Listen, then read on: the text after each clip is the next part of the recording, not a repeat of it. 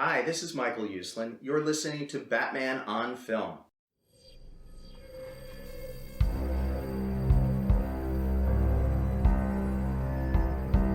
I'm vengeance. I have given a name to my pain.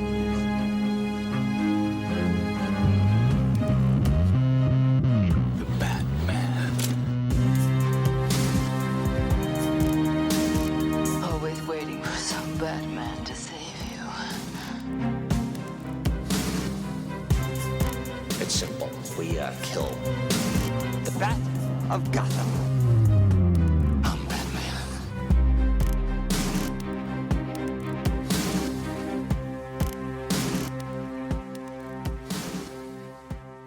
Welcome to episode number 105 of the Social Hour, a BatmanOnFilm.com podcast. I am the host of this here Batman on Film show. I am Bill Ramey, also the founder of Batman on Film, and joining me today is senior BOF contributor Ryan Lauer. You know, I don't even say Ryan Lauer spells like lower anymore because I know the world knows now, Ryan. People, as annoyed as people are by the spelling of my last name, they're probably even more annoyed with me saying Lauer spelled like lower at this point. That it's okay. If they're still saying lower, it's okay. They're forgiven. Yeah. Okay. But hello. Welcome to your own show. Yeah. Before we get started, if you didn't know, Brian, I'm a big Elvis fan. Did you know that? I've heard. Yeah. And so I knew this was coming because it was announced a couple years ago. Netflix next month is dropping a new animated series called Agent Elvis. It was originally called Agent King. They changed it to Agent Elvis. Did you happen to watch the trailer? I sure did. And I was waiting to ask you what you think. Okay. Let me preface by saying this. Elvis would have 100% loved this. Okay. Because he wanted to be a government agent. He was obsessed with law enforcement. Wanted to be a policeman. He really wanted to be a secret agent. And the fact that they are making him, and he wanted to be a superhero, right? Because he's an old, he's an OG comic book fan. Captain Marvel Jr., favorite comic book character. Not mine, Elvis's. Mm-hmm. I'll let it slide. He could have been reading I'm sure he read Batman. Yeah. So I'm not gonna take his Batman card away. Thank goodness. Even he keeps that even in death. But yes. So he would love it. He would have laughed at it. And I am stoked for it because it's crazy in a good way. What did you think of that trailer? I didn't know what to think of it. And then I thought Matthew McConaughey in the trailer voicing sounds like when he was voicing the Lincoln commercials. He sounds like Matthew McConaughey, He sure does. So, I mean, I don't know. The thing will come on Netflix. I'll watch Netflix or watch it on Netflix and then I'll let you know. I don't know. What a bonkers idea. And the thing is, it's him and his chimpanzee pet / partner, Scatter. Elvis actually had a chimpanzee who lived at Graceland for a brief time with him in the early 60s, named Scatter. I wondered that was going to be a follow-up of what's the inclusion of this ape? It was apparently a real piece of work, this Scatter. I bet. And so that Scatter actually existed. He wasn't existing by in the early 70s when this is supposed to be taking place, but yes. And I'll be talking about Agent Elvis on a BOF satellite show. There you go. For sure. I don't know how many episodes there are, but yeah. I think you I get mean, a McConaughey to voice Elvis. You know, he is from Texas, so he's got a Southern-ish sure. accent. And Well, you but put it on something known yeah, like Netflix. You have an actor attached, or on Netflix, the subject matter is Elvis, and then you have a name attached to yes, it. exactly, You're exactly. generating interest, and so I just Yeah, assumed that the Netflix model is to drop it all at once. That entire day, you're just gonna sit on the couch, eat gumbo, and watch every episode of Agent Elvis, and then come in and record your thoughts. yeah, That's how I feel like that day is gonna go for yeah, Bill Ramey. yeah. It's and I'm looking forward to that. Yeah, I bet. I'm looking forward to it. All Absolutely. right, let's get into let's get into another segment or another section, another part of my fandom world, and that would be Batman. And then further extending out from that would be DC. So it's been over a week since Mhm. James Gunn. It was basically James Gunn. He's the one who went to Twitter and all that. But you know, they did the press conference at Warner Brothers with him and Peter Safran, and they announced Did you see the the. picture that leaked of the room where they did the announcement? I did not. It looks like a really small little conference room with Mm-hmm. a projection on a screen, and it Okay. looked like some comfy furniture. And they're just Okay. kind of standing off to the side. And I can't tell you how much that I appreciate that rather than the big extravaganza of years past at Comic Cons, Yeah. in which only a fraction of that stuff even came to fruition. Yeah. You know, I do like the different approach here of it was small, intimate, private. Like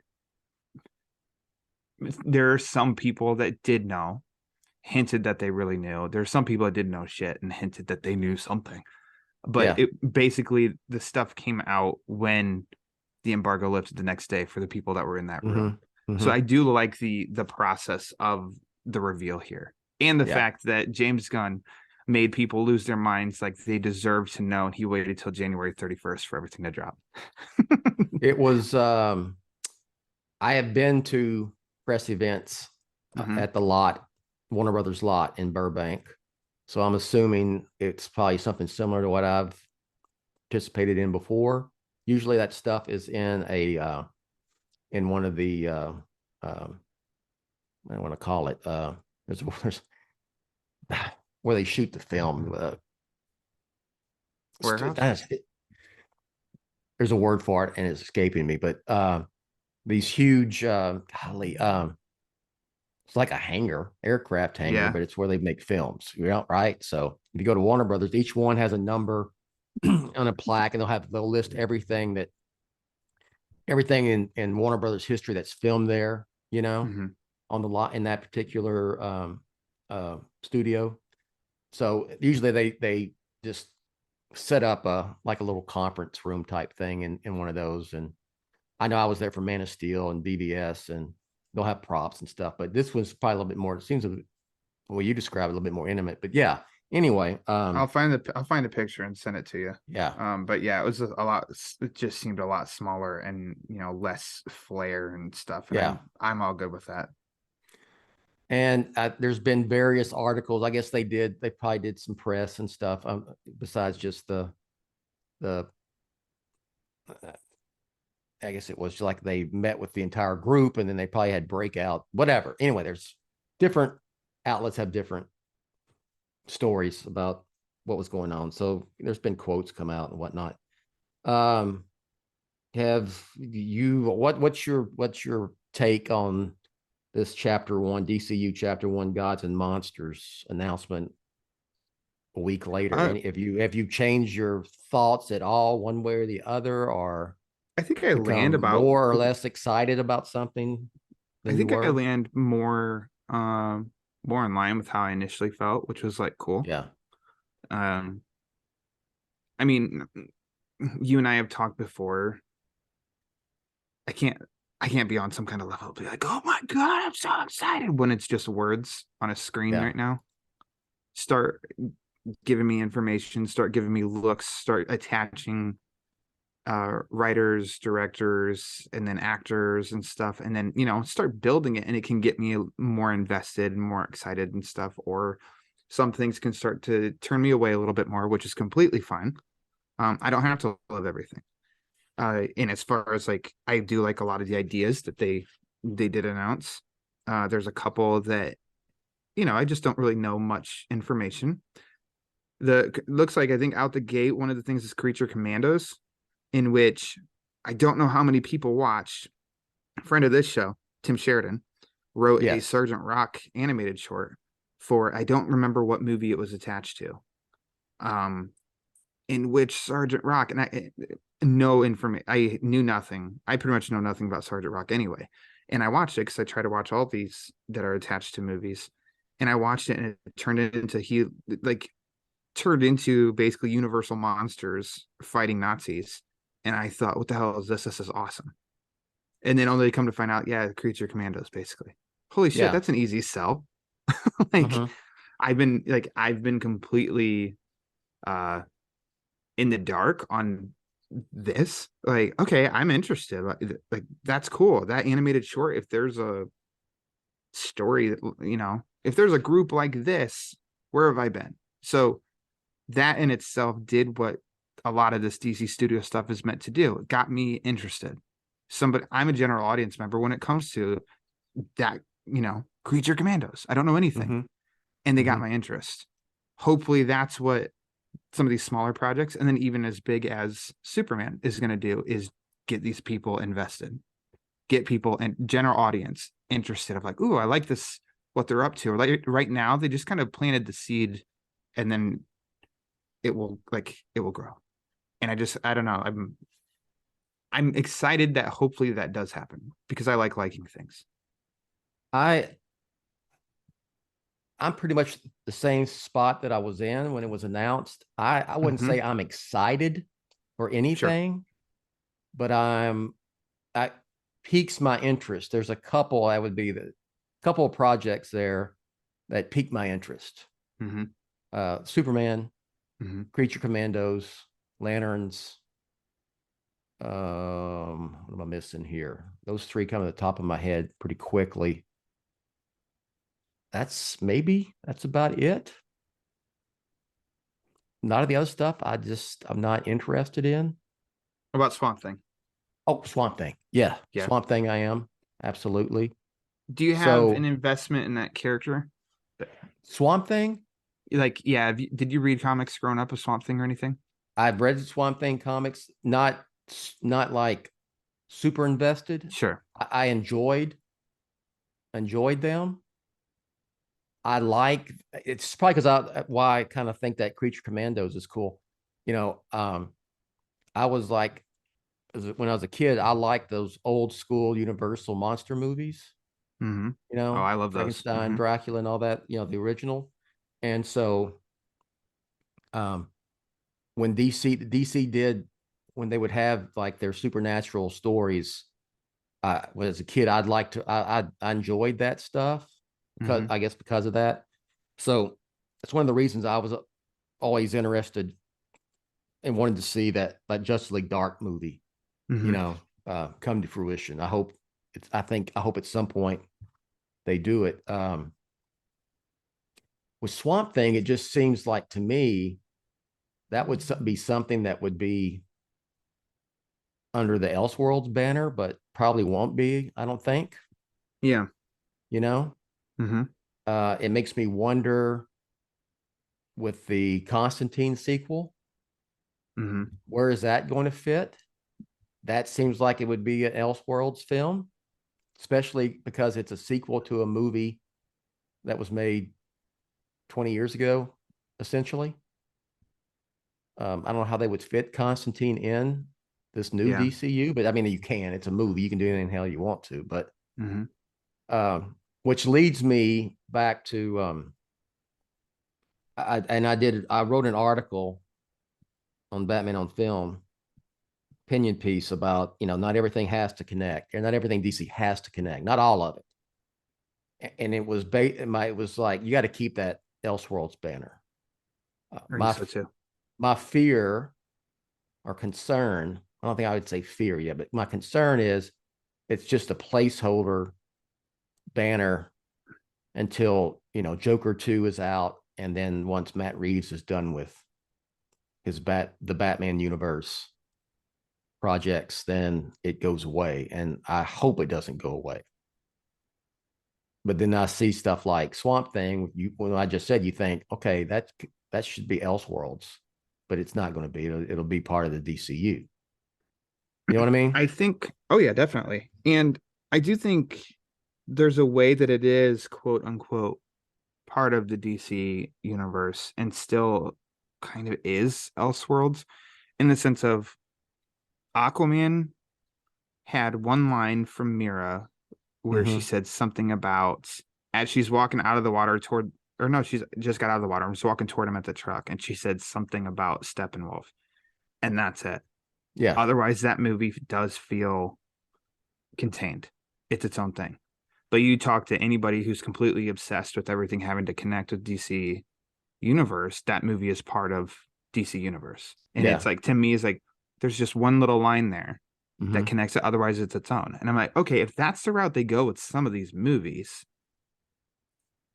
in which I can't judge anything before it even comes out, it's like, that's at least more, what do I want to say, comforting, I guess, than, oh, you aren't going to understand what happens in the Supergirl movie if you didn't watch Superman, Brave and the Bold, all the stuff on TV. You know what I mean? Like, I'm not interested in that. I want to see this, and I don't have to do all this other stuff that I'm just not interested in. I'm with you. If that's the case. I'm 100%. It makes me wonder then. I could say two things. Okay.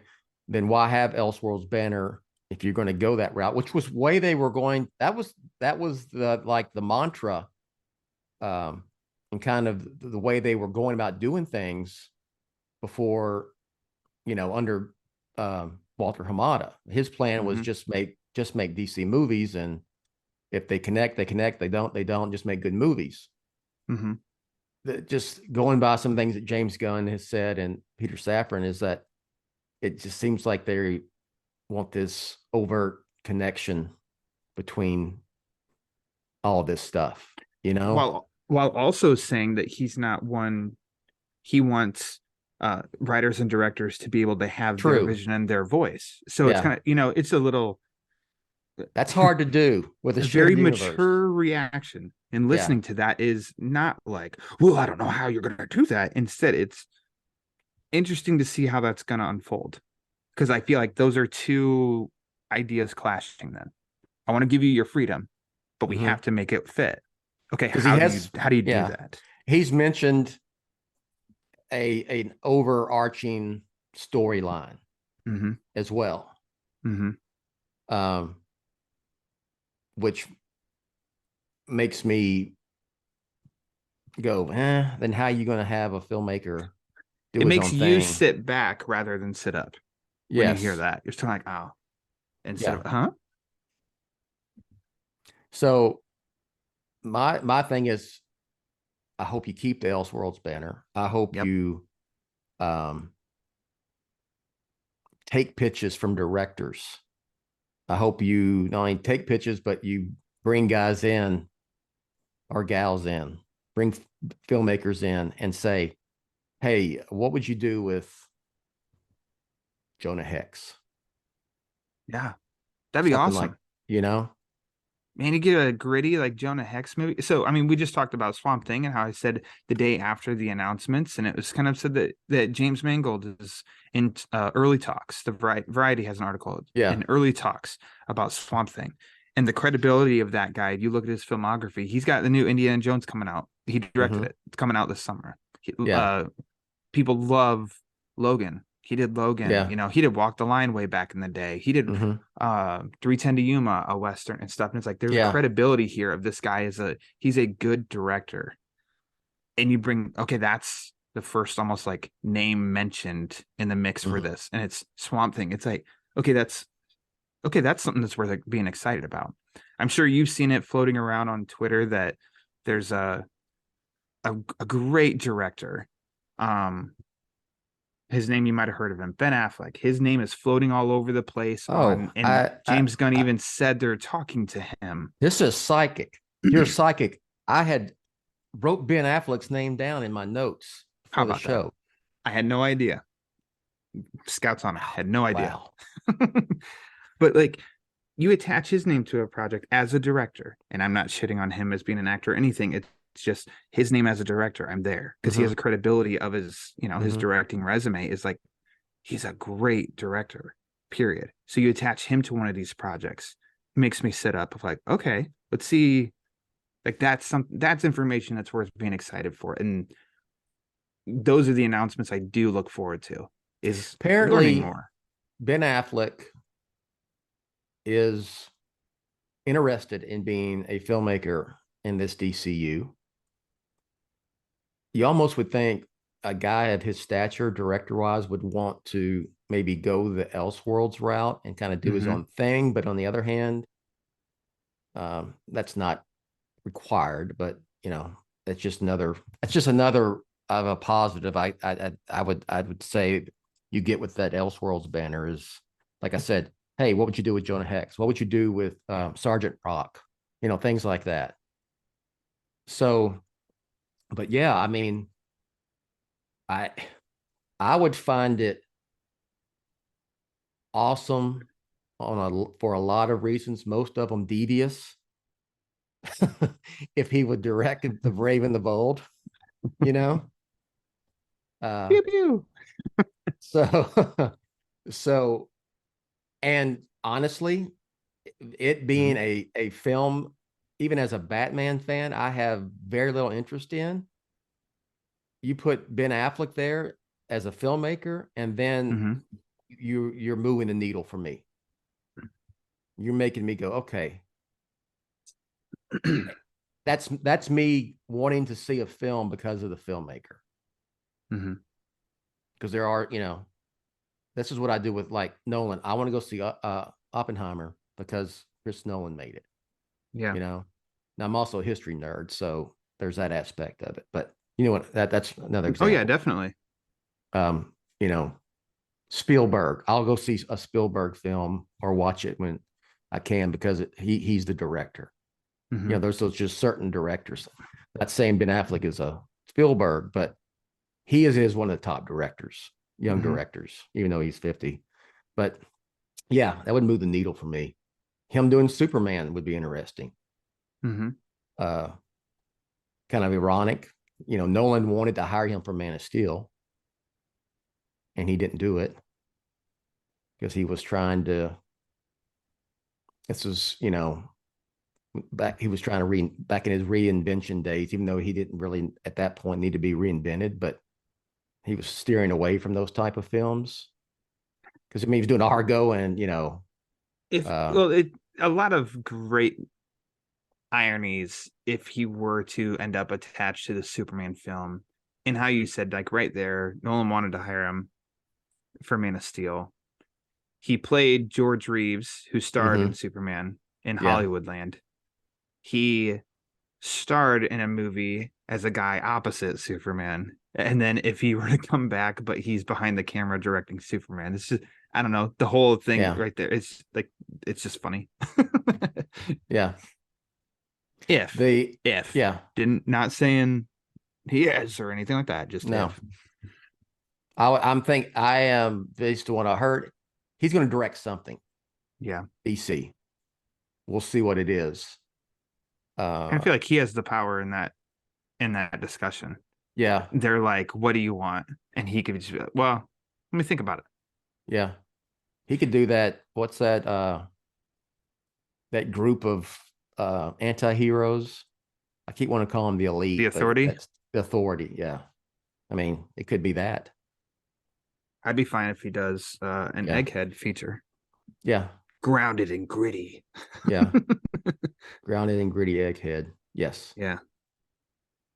But like I said, whoever they end up getting director for The Brave and the Bold can impact me whether I'm have any interest or not. Right now, I have zero. This and then my article wasn't about, I did mention in it, if you read it, I said, I don't have any interest in this project, even though I'm a Batman fan, because I am just not a fan of sidekicks and Robins and Batgirls and Batmites and Blue Batman and Bad God and really superhero Batman for the most part. And people, just went right. How can you be a Batman fan, run a Batman site, and you're not a fan of Robin and Batgirl? I'm like, because I prefer the solo Batman story. It's not like it's like people say you've never read a solo Batman story where it's grounded and gritty. Come on now. I'm trying to think of an equivalent movie or TV series as an example, but I don't like that argument, the point they're trying to make there, because it's like, how can you not be a fan of this thing that started it all and not be a fan of what, like, the afterthoughts? I'm sorry, everything, the Bat family is an afterthought. Yes. Batman started it all. He started solo. It was Batman for a year, then Robin started showing up, but all storylines, the history of the character, Batman year one, blah, blah, blah, he started on his own. So it's not a valid argument to be like, no, how can you be a real Batman fan if you don't like what came after? It's like, I don't know, like, rephrase, come at it with a different point, because I don't think that holds any water. I don't think that's a good argument. Argue point. Go read some of the 50s stories and early 60s up 60s up to about 1969, but the 50s and 60s, especially the 50s, was just some crazy ass shit, with Batman. Yeah. That's part of Batman history. And it's going to bring up something we're going to talk about just a second. But, and it's valid because it is part of Batman history, but doesn't mean everyone has to like it as a Batman fan. It doesn't mean that take on Batman, it's going to work with the general audience.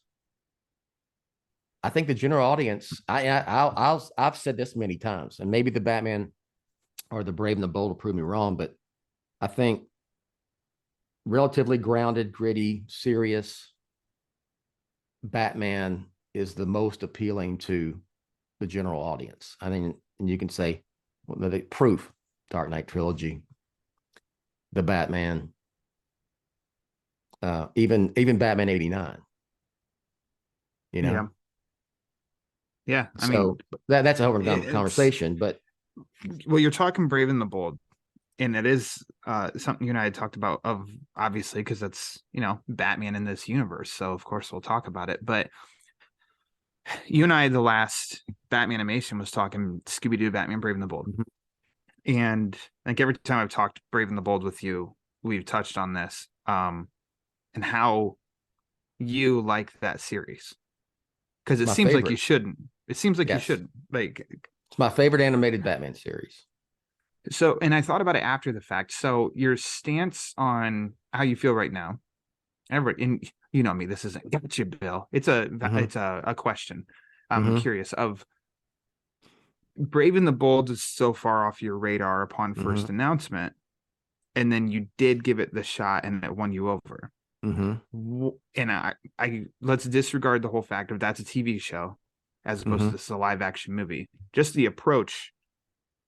How is the live action Brave and the Bold at this point like different from that though? For you, it's a different medium. I know you just told me throw out the fact it's animated, but it's animated television, and its whole purpose is it being a love letter to Batman mythos and Batman history. And I appreciate Batman history. Doesn't mean I like every bit of Batman history. There's something, I don't want to see Batman in freaking space. There's things going on in the Batman comics right now. I thought Batman falling from the moon, and I don't even forget what the issue was. There was a couple, 2 or 3 issues, 4 issues back, and Batman was one of the dumbest things I ever read in a modern Batman comic. And so it's not just 50 stuff, but I guess live action to me is where I go to see the Batman I prefer the most, and that's Batman being taken seriously in a quote unquote serious live action film. And there's no popcorn to it. There's no winks and nods or anything like that, and type of thing. So yeah, I think the genre, the medium, can dictate what I accept. And like I said in our podcast, I said that The Brave and the Bold gave me a gateway into enjoying a lot of Batman things that I wouldn't want to see in live action, and not necessarily want to read. I would want to read in a Batman comic or graphic novel either, if that makes any sense. Yeah.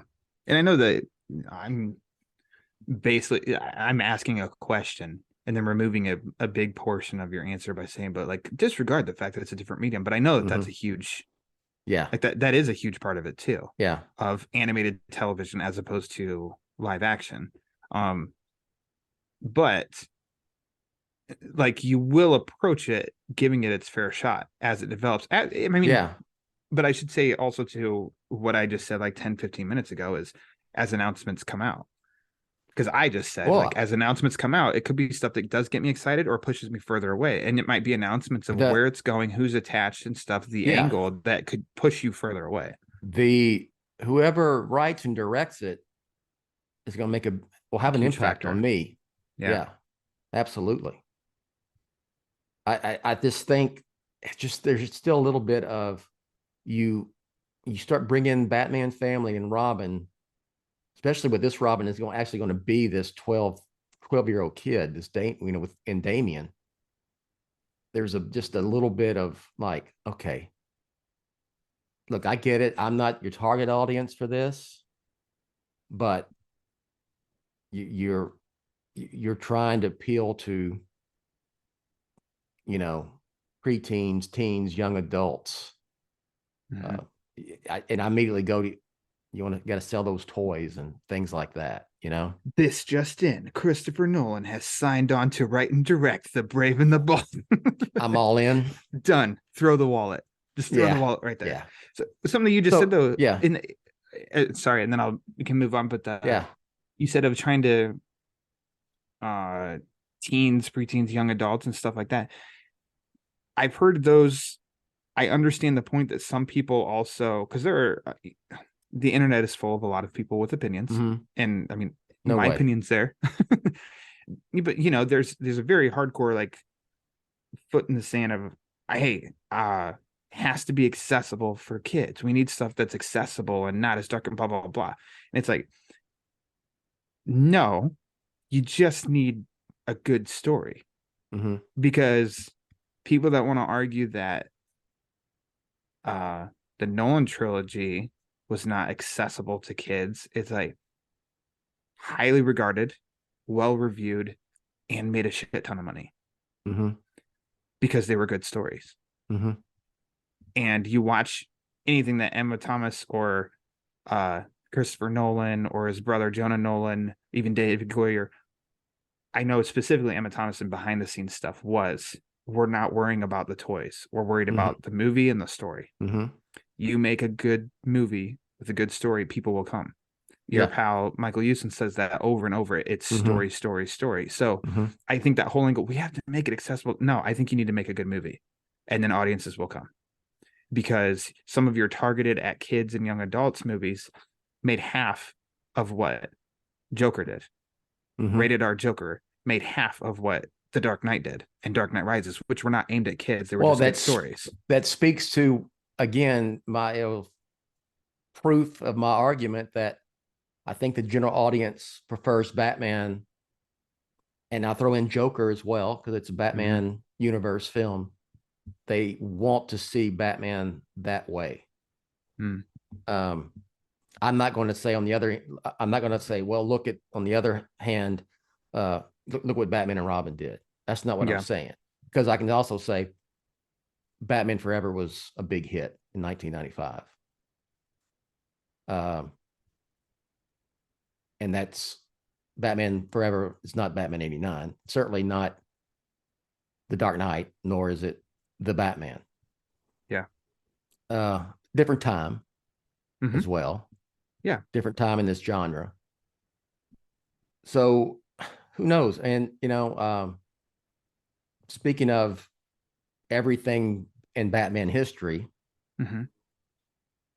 we know that there is a comic book writer named Grant Morrison who had a run on Batman that some people think is definitive and love it, and some people are rather opinions all over the place on his run. One of his things was that everything that happened in the comics from 1939 through today is all canon, and he tried to incorporate that in his Batman run. I get that. I appreciate it in a way. I was not a huge fan of Grant Morrison on Batman. I think up until RIP, I checked out after RIP. I wasn't interested in Return of Bruce Wayne. I wasn't interested in Batman and Robin with Dick Grayson being Batman, even though it was reviewed very well. Just wasn't my thing. And so I bring that up because it seems Grant Morrison's Batman run is going to be an influence on a lot of this DCU stuff, not only Batman, but his All-Star Superman as well for Superman. And so, and I'm one who's not, I didn't get why All-Star Superman was just so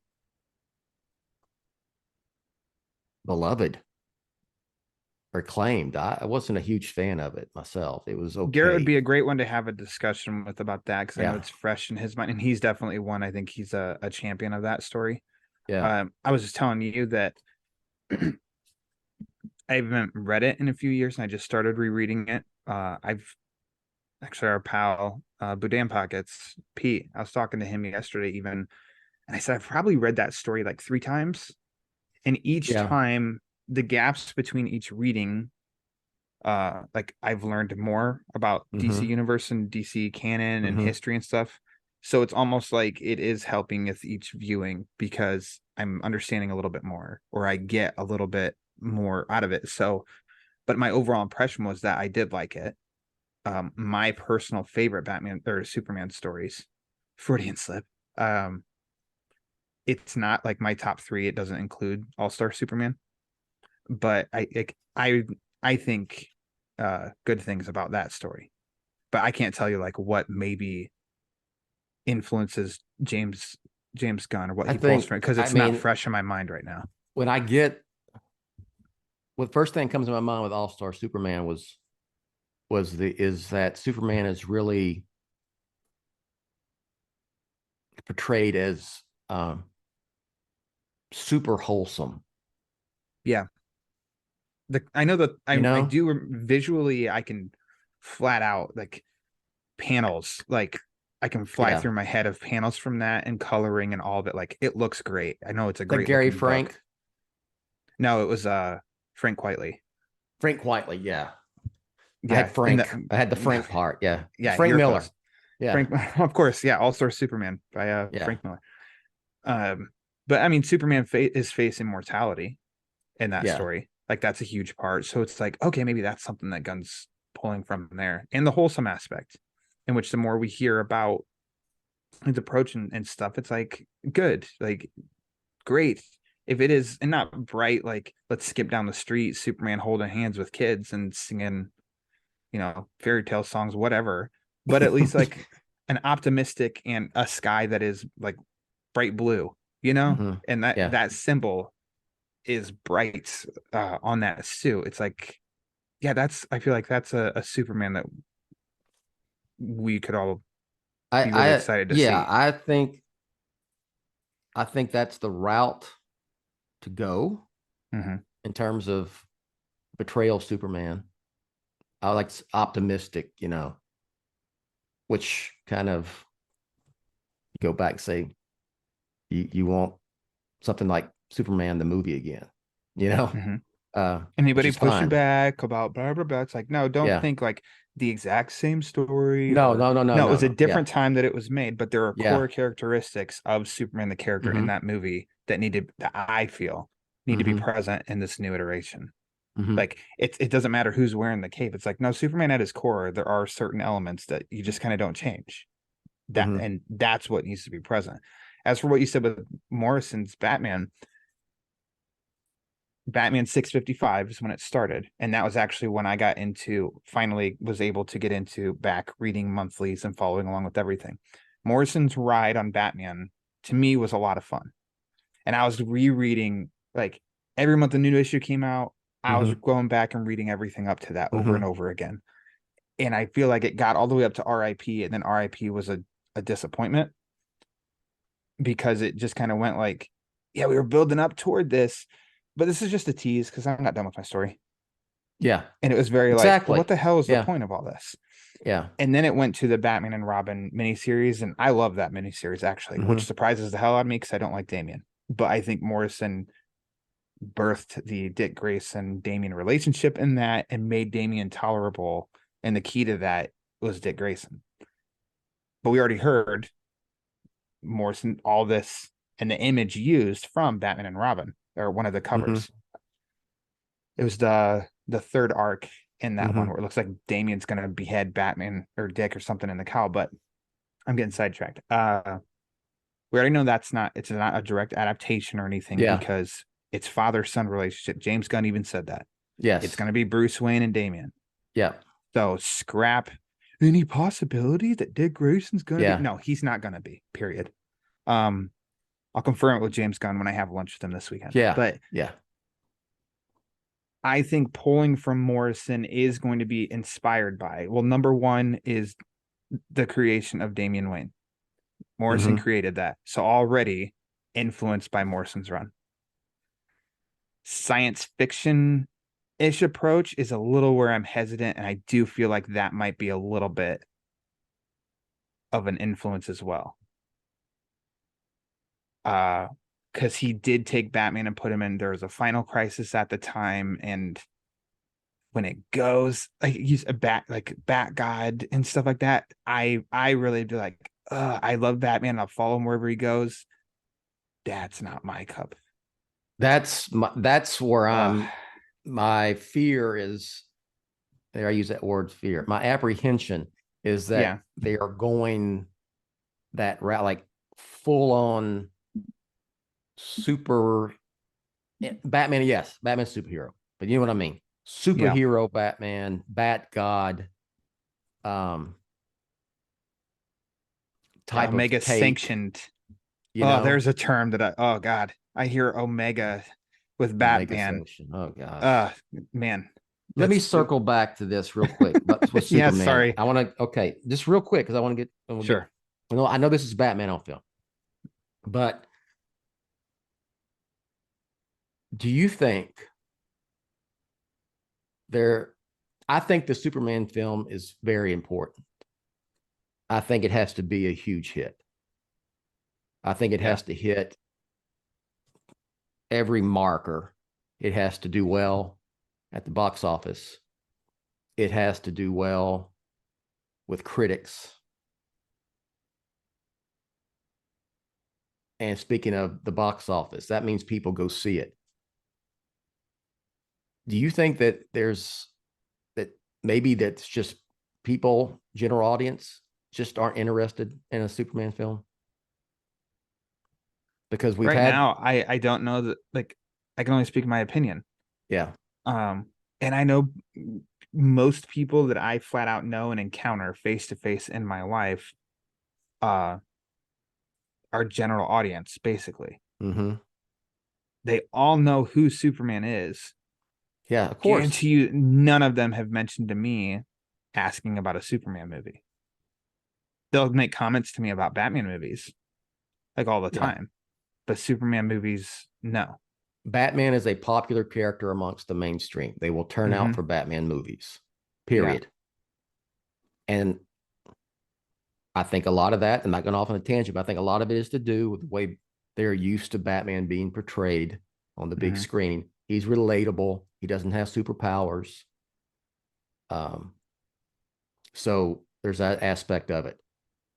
I mean, by all counts, Man of Steel should have been a hit, bigger hit than it was. I mean, it's not like it was a complete bomb, but it disappointed at the box office based on expectations and projections, and it also was reviewed poorly.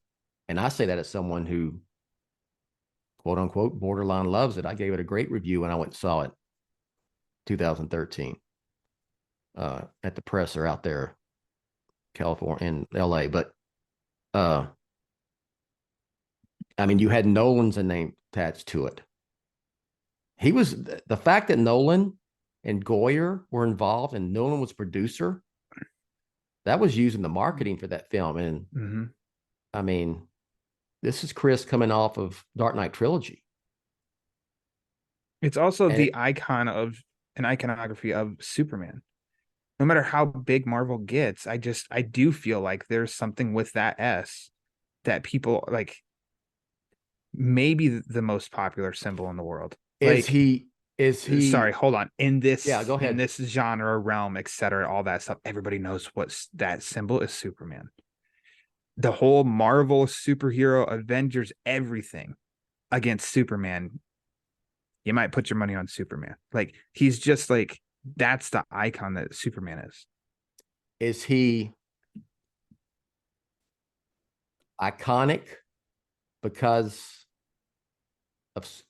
he's Superman? He was the first. We know what the S logo, the Superman logo, looks like.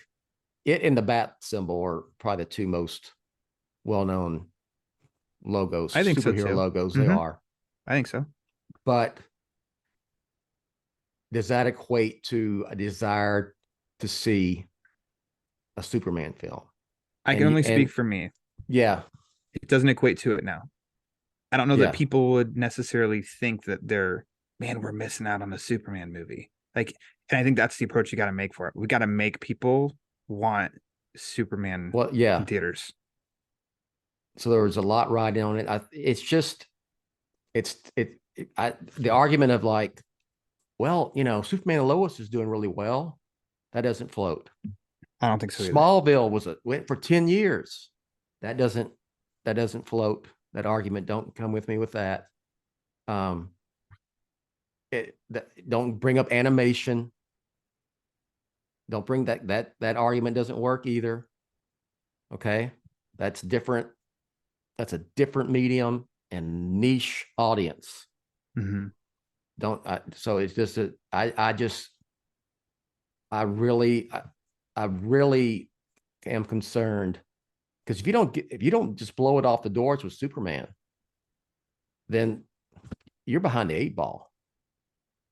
I think. I'll go see it because I'm a fan of Superman. I'm a fan of DC, and I'm a comic book kid. Well, I was a long time ago. Comic book man. Yeah. Comic book Texan. Okay. Yeah. So I think a lot of it's just interesting to see what happens. I hope they keep the Elseworlds. I hope they don't abandon that. Even though I'm not interested in a lot of this, I hope it does well because it's a good thing. It's a good thing it's good for the brand. It's good for the DC brand. It's good for Batman. It's good for the genre. I want, and here's that argument I would bring up. Don't say, well, Captain America is kind of like Marvel's version of Superman, and look what it did. Well, it's completely different. Yeah. Captain America, yes, one of the oldest comic book characters, but also, I mean, he's not on the level of Superman or Batman. He was a B or C list Marvel character, even though people knew who Captain America was. Let's just be honest. Those films didn't have to make a huge amount of money. And then later on, it was because of the MCU brand, the MCU success that made Captain America more well known, made Iron Man more well known than they were. So Superman is a completely different thing. Yeah, I agree. So is Batman. Batman's Teflon. Oh, yeah, of course. Batman's Teflon. Batman's also the greatest. Yes, Batman survived Batman and Robin. Batman survived, that period between 2016 and 17, 18 in there on the big screen. Came back strong with the Batman. Batman, we don't have to worry about Batman. He doesn't, knock on wood, I'm not trying to jinx this universe or anything, but it's like he doesn't necessarily need help. Doesn't need help, no. I think Superman does. And before anybody gets upset about that, just listen to what I said, though. If, like, get that interest, get that momentum, get the masses invested, like, ooh, what is intrigued? Get them intrigued to where they want to see Superman again. That's what I just feel like. That's got to be the mindset. That's got to be what they're striving for. You think, okay, Matt Reeves is a very good filmmaker, and has it's not a controversial statement. Very good filmmaker. Put out some good stuff before the Batman. You think him writing and directing the Batman moved him up a few rungs in the directors? The way people look at directors, the status. I think it just definitely moved him up in status. Yeah, absolutely. Because he took on a character and then had a successful attempt with the character as well. So, it was Batman. Yeah. I mean, that can trickle down to, well, just look at Christopher Nolan. Elevated his career, did it? Like, right? Made him an A-list director. Trickled down to comics, as you know, one of my Tim Burton as well. Yeah, exactly. Down to comics of, like, Tom King had said that he's just saying, like, his following, if you will, of from before he started on the Batman title and then starting to go through it, and how just like his popularity. Scott Snyder. Like Scott Snyder, same thing. Exactly. So it's like there's a common link here in multiple forms of media of like the character, but you got to be successful too. You can't just not every single person that's done something with Batman has skyrocketed to, A level. That's true. So, which I know sounds like a no shit statement, but I mean, no, think about it. The names we just named, it's like, but their work was successful. Like, it was well reviewed and well regarded. So you were talking about Superman. Maybe Superman needs this big time director to help with interest, and the director helps quote make Superman again. Whereas Batman, you make a good Batman film, you're elevating your status as a director. Yeah. And I know I'm not, there's Superman fans out there going, Superman, he's Superman, he's the first, he's the greatest, he's iconic, and you just show the logo and the Superman symbol. I get all that, but Superman needs a hit. Yep. At the big screen. 4-quadrant hit, I think, as James Gunn and Peter Safran said, which is what they're gunning for, no pun intended. Do you think James Gunn ultimately ends up directing this or no? We don't know. We don't know. Just throwing that out there. We don't know. It's like Peter Safran kind of wants him to. Since he wrote it, maybe he will. I think that's a challenge for him because Yeah. people will go to Guardians of the Galaxy, rightfully so.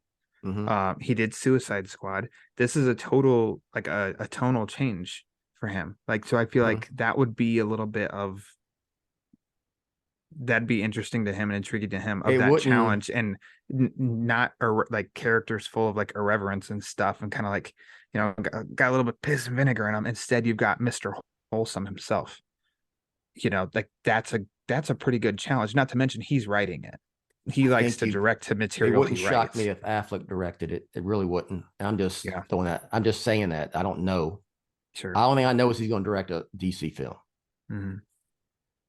That would give the project the director boost, filmmaker boost. I think it needs something like that. I'm not saying, with all due respect to James Affleck or Gunn, Gunn? I don't. It's Affleck. Okay. I don't know if Gunn gives you that. He might. That's I true. mean, the Guardian of Yeah. the Galaxy films are very popular. I don't. Media is but- obsessed with Affleck. That would the name. Oh, well, that They yeah, like his name will get all over the place yeah. with Superman. So maybe he'd be annoyed to It death would with show it, up but and it would show up in it'd show up everywhere. it would show up in outlets like Radar Online and TMZ and all that, all the gossip stuff. What was J-Lo and Ben Affleck talking about at the Yeah. Grammys? Probably Superman. Yeah. Yeah. All right. And then J-Lo could do a hit song for the Superman movie. Yeah. How about that? We'll Give me just that one. She can play Lois Lane. Why not? She can do whatever she wants. Yeah. He'll cast his wife as Lois. Yep. There you go. Yeah. That's a ticket. We've got it. Hopefully they're listening. All right. I got, that's all I got. You got any final thoughts before you plug anything? I stand about the same as I did before. Wait and see.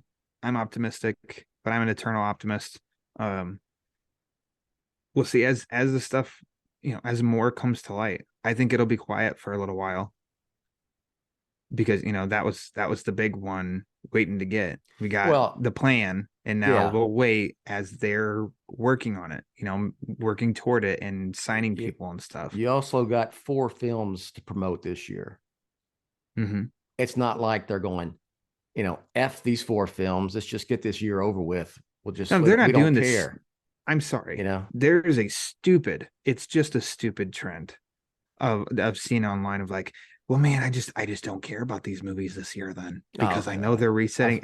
Like, I'm sorry, it's asinine. That means that you're not a fan of the characters then. No, because all you're worried about is like what's next and how does it all connect. Batman 89, you went and saw. You didn't know what the hell was coming after that. You went and saw the movie for the movie. Same with Batman Forever. Same with Superman, the movie. Like, same with all these other freaking movies that you see every single year. You don't know if anything's coming afterwards, other than probably Marvel movies, because they've earned that spot of that's what they do. There you go. It's ding, just ding, like, ding, ding, ding. And I know that's just like an asinine point of view, I think. I've said it. I've said you go see the film to enjoy the film for what it is. Exactly. You don't go see it. And that's what this freaking MCU shared universe thing is giving mindset. The mindset has given a lot of people is like, and I really say this, I think it's more fans who say that. General audience doesn't care. They just go see the movie. When it, is like, I'm gonna go see what's coming next. What are they going to tease? What's going to be the post-credit scene? What Easter eggs are going to be in there? What's next? What's this? Don't worry about what's next. Watch this now. Watch the now. Mm-hmm. Go see Shazam 2. Go see Aquaman. Go see The Flash. Okay. Who cares what's coming? Okay. Whatever. And you're right. You're not a fan if you think that way. Yeah. What do you want to? Grinds my gears. Yeah. When I see that I'm sorry, it's just an idiotic statement. This is a family really show, is. sir. I know, sorry. You have to put an explicit label on this tag. Yeah. He used the G word. He did. He's he got a little testy. It was pretty crazy. Yeah. But yeah, I don't know. I come across that and I still see it. Like, it's been happening for a while. People think they have a great hot take. And it's just like, I'm sorry, that's stupid. It's just a stupid mindset. Don't go see the movie then. Don't go see any of them this year if that's what you're thinking. Well, they'll all go see them. They're going to go see them. Yeah, they still will, even though. Yeah. Well, why should I? Oh, secretly, I bought my ticket. Dummies. Yeah. Anyways. All right. Yeah, I'm good. How about you? Ready to roll? Okay, you can plug. Ready to roll. Let's plug. Let's plug first of all. I think the last show posted on this feed was Batman Animation. Mm-hmm. Where if you guys want to hear me and Bill talk even more, check that out. We talk Scooby-Doo, Batman Brave and the Bold. I think it's a good discussion on a great movie. And then check out other episodes of Batman Animation. I think it's been a fun project. Ones I'm involved in and others that I'm not in listening. I think it's fun, and it's all, good way of celebrating Batman in animation. Check out batmanonfilm.com. I have most recent review, Batman 132. I've got other reviews, interviews, all that good stuff. BatmanOnFilm.com. Bill also posts my podcast, The Batman Book Club. Follow on Twitter at The Batman BC. Most recent episode is covering Tim Sale early Batman work, Blades from Legends of the Dark Knight, with Canadian pal Carlos from the Nerd Room. That was a good discussion. It was fun. I love talking Tim Sale Batman.